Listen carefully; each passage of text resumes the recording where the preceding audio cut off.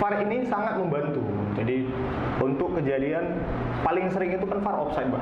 Offside dan kejadian dalam kotak penalti yang dia handsball atau tidak. Iya. Karena sekarang kan handball peraturan sudah sangat-sangat berubah, Bang. Kena tangan itu belum tentu handsball sekarang. Mau membesar pun belum tentu handsball.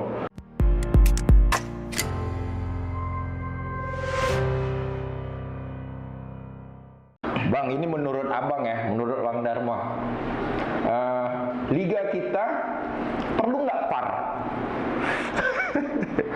Nggak, ini kan apa ya, yang mau abang gitu. Ya, benar. Karena kan kalau menurut aku mungkin kedan-kedan di luar sana sepakat bahwa sekarang kan dibanding-bandingkan gini Bang, Liga 1 udah selesai pertandingan, netizen buat garis sendiri. Bener ya. Iya kan Bang? Ya, benar. Netizen buat garis sendiri. Terus kan di sini kalau aku ngerasa bahwa kita harus melihat dari sudut-sudut yang berbeda ya, sudut pandang yang berbeda ya. Ini dibilang bahwa wasit salah. Oke, manusiawi, pasti ada momen wasit salah iya, gitu kan gitu. Cuman kan karena kita nggak di situasi dalam permainan gitu. Ya kan? Terus kita bisa ngelihat berulang-ulang gitu apanya? Video itu. Ya, sementara wasit itu ngelihatnya sekian detik momen itu gitu. Jadi ada kemungkinan dia terlewat dengan hal gitu. Sementara kita lebih detail ngelihat itu. Jadi aku ngerasa bahwa kayaknya kita perlu VAR untuk itu. Tapi kalau secara dari wasit hal itu perlu. Oh, perlu Bang. Perlu Saya ya? pribadi nih sebagai wasit. Jadi setiap wasit yang bertugas itu pasti akan membuat kesalahan. Iya, Pasti itu akan manusia. terjadi kesalahan. Iya, dan itu manusia. Iya Bang, manusiawi dan bukan dibuat-buat. Karena wasit yang baik itu adalah wasit yang Oke, tunggu dulu. Membuat kesalahan, bukan dibuat-buat ya. Jadi itu supaya beda itu. Jadi kan wasit yang baik itu adalah wasit yang bisa melaksanakan peraturan yang sangat kecil kesalahannya dalam bertugas. Ya, jadi VAR ini sangat membantu. Jadi untuk kejadian paling sering itu kan VAR offside, Bang. Offside dan kejadian dalam kotak penalti yang dia handsball atau tidak. Iya. Karena sekarang kan handball peraturan sudah sangat-sangat berubah, Bang. Kena tangan itu belum tentu handsball sekarang. Mau membesar pun belum tentu handsball. Nah, itu yang bisa Bang nggak Bang? Itu bisa Bang jelaskan secara yang bisa kami cerna nggak Bang? Yang gampang ya. Tadi kan Abang bilang, setahu aku kan handsball yang nggak handsball itu yang nggak aktif ya, walaupun kena apa gitu. Tapi tadi Abang bilang waktu pas ngembang membesar pun bisa dibilang tidak handsball. Jadi ya itu balik ke VAR dulu Bang ya. VAR itu membantu untuk hal-hal seperti itu. Ya, jadi karena dalam memutuskan itu wasit juga harus melihat bagaimana gerakan body language pemain tersebut, gerakan mata, apakah dia sengaja atau tidak. Karena kalau dia sudah gerakan mata menunggu, melihat bola atau lawan, dia sudah niat ini Bang. Si pemain misalnya dia mau menyikut, dia lihat dulu nih, baru dia lompat. Berarti kan dia sudah lihat lawan kan, sudah ada niat dia untuk melakukan pelanggaran. Aksi itu. Nah, jadi kalau untuk handsball, nah dilihat apakah gerakannya natural atau tidak, membesar atau tidak, membesar dia membuka atau tidak. Terus kalau dia yang natural, pemain melompat itu pasti membuka tangan. Nah, itu natural. Ya, natural membuka tangan. Jadi datang langsung ke badan dia itu pada saat bola itu lompat, belum tentu ini bisa dinyatakan dia handsball. Belum. Gitu. Karena dilihat apakah gerakan dia ini memang begitu lompat, ada nggak gerakan lanjutan tambahan. Nah, ini baru handsball. Tambahan ya. Iya, nah itu untuk seperti itulah VAR gunanya Bang. Terus kalau Abang ingat Marcos Rojo Argentina lawan Portugal kalau nggak salah Bang, dia heading dalam kotak penalti, dia mau gawangnya di sana, dia mau bersih, kena ini. No handsball. Itu pemain bertahan dan penyerang juga berlaku untuk seperti itu. Sekarang, kalau sebelumnya 2020 apapun yang mengenai pemain penyerang, mengenai tangan tetap handsball. Sekarang tidak. Sekarang tidak ya. Itu dilihat tetap masih diukur natural atau tidak. Ya, atau tidak, membesar atau tidak. Jadi ada kejadian kemarin MU Manchester United lawan Middlesbrough. Itu bola di crossing ke arah gawang, dia kontrol, melompat. Ini melompat di Bang, kontrol, tangan terbuka, kena ke tangan. Dia crossing, gol. Kalau kena tangan ini, langsung dia syuting, begitu kena tangan, bola jatuh, langsung syuting ke gawang, ini dianggap handsball. Gitu. Untuk penyerang, dianggap handsball. Tapi kalau dia crossing, dia crossing, dia bagi ke teman, mainkan terus. Karena apa itu? Karena nggak membahayakan. Bukan bang. Jadi ini dianggap itu dalam peraturan accidental, bahasa peraturannya accidental. Jadi accident. Jadi si pemain ini dianggap tidak handsball karena dia ini gerakannya natural. Yang melompat tidak ada dengan kecuali tadi ada gerak tambahan. Nah ini memang dia begini bang, begini kena mantul. Itulah gunanya VAR. Nah, itu sudah pakai VAR bang, memutuskan tetap tidak handsball. Nah, tapi kalau kita nggak pakai VAR, rancu ya bang? Nah itu tadi. Rancu kan? Makanya kan kalau begitu abang tanya itu saya ketawa, saya senang loh ada itu. Harusnya kita sudah punya bang, karena kita kan kemarin mau Piala Dunia U20. Iya benar, di Indonesia. Itu semua dipakai VAR. Jadi sempat sebelum COVID itu sudah ada wacana akan ada pembelajaran untuk wasit VAR. Jadi ada beberapa wasit di Indonesia khususnya yang FIFA akan diberdayakan untuk belajar VAR. Jadi dia belajar di studio yang ada TV-nya. Nah, karena COVID tertunda dan akan dimulai tahun depan. Ya. Oh, berarti rencana itu ada? Ada, Bang. Oh, ada. Cuman karena situasi sekarang ya, untuk VAR itu memang tidak semudah yang kita bayangkan, Bang. Karena biayanya juga besar. Terus kita punya stadion kan itu kan masih dikelola sama pemerintah daerah. Seperti Bali kan dia sendiri. Dia pasti bertanggung jawab. Apa urusannya dengan stadion, Bang? VAR itu kan di stadion, Bang, ditaruh video. Iya. Harus dijaga. Oh, itu dia. Itu gitu ya. Itunya. Pengelolaannya lagi tidak semudah itu. Oh gitu ya. Jadi ada alat-alat yang harus dijaga. Kameranya banyak, Bang. Iya, kalau di teladan aja wire aja hilang. Di teladan wire aja hilang kemarin. Itulah dia, Bang. Kayak gitu-gitu ya. Makanya pertimbangannya berat. Kita berdoa kepada semoga PSSI bisa itu. Enggak, ini kan pembelajaran, Bang. Karena kita tahu bahwa par ya kan. Ternyata kan hal par itu enggak semudah itu kan ada. Berarti ada kalau enggak itu puluhan miliar, Bang, untuk satu stadion itu ratusan malah. Puluhan miliar satu stadion. Iya. Belum lagi operasional. Iya ya.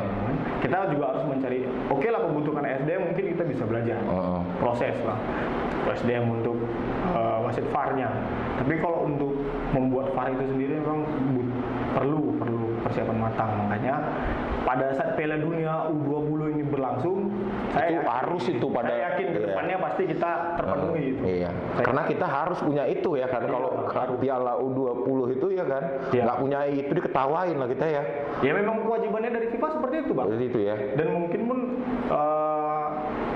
saya nggak jadi tuh ya. Kalau nggak udah punya par kita. Iya, kalau nggak udah punya par kita. 1,5 tahun sampai 2 tahun gitu, Pak. Karena yang paling bahaya sekarang par di luar ini netizen. Iya, dia buat negara sendiri, dia buat apa? Kalau media sosial di luar sana itu, kalau abang buka itu, mereka itu buat tentang wasit di situ atau tentang hasil atau tentang gol-gol terbaik, tetap itu paling banyak tentang wasit. Ribuan. Oh gitu? Ribuan itu, Bang. Tentang wasit ya? Kalau sudah berurusan dengan keputusan wasit itu ribuan. 3.000, 6.000.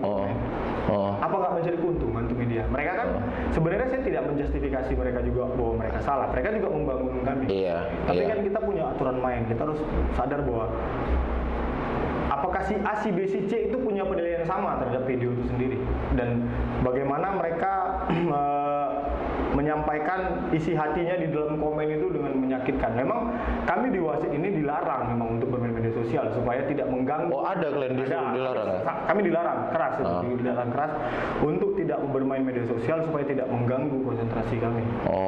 Sebelum atau sesudah pertandingan, karena kadang sebelum pertandingan itu sendiri sudah ramai nih, Bang. Kayak kemarin kan Persib kan sudah ramai di media sosial bahwa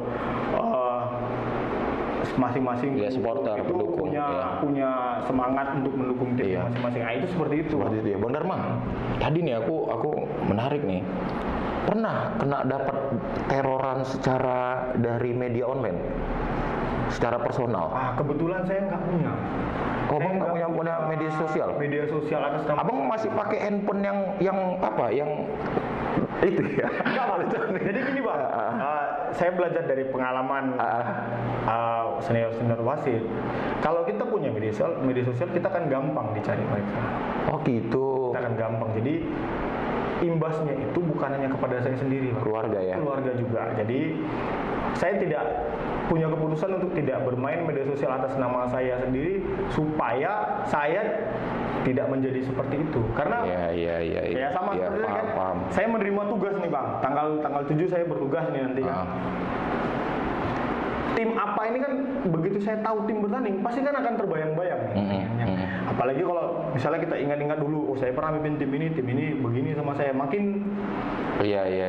itu dia, Bang. Hal-hal kayak gitu. Berarti Abang maksudnya membatasin itu supaya memagarin diri ya? Iya, supaya untuk hal-hal kayak gitu ya. Oke, menarik nih. Bang, ini berikutnya ya, Bang. Nah, kalian sebelum kompetisi Liga 1 gitu, ya.